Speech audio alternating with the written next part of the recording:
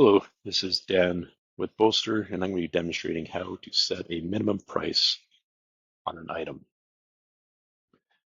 By setting minimum price, this checks if the total price, including the full quantity, amounts to the minimum you set. And if not, the markup on this item will be adjusted so that price is set to the minimum.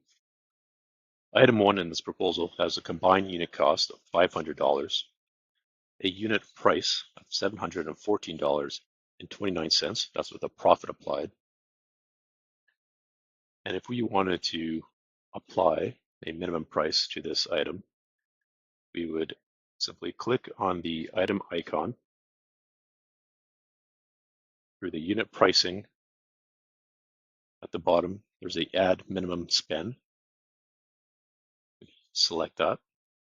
And this is where we can set a minimum price. So I'm going to set this one to $1,500.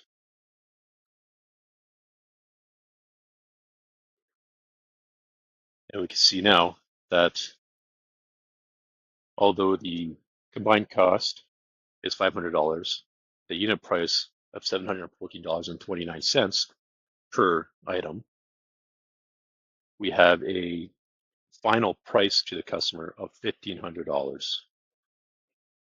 And that is how you set a minimum price.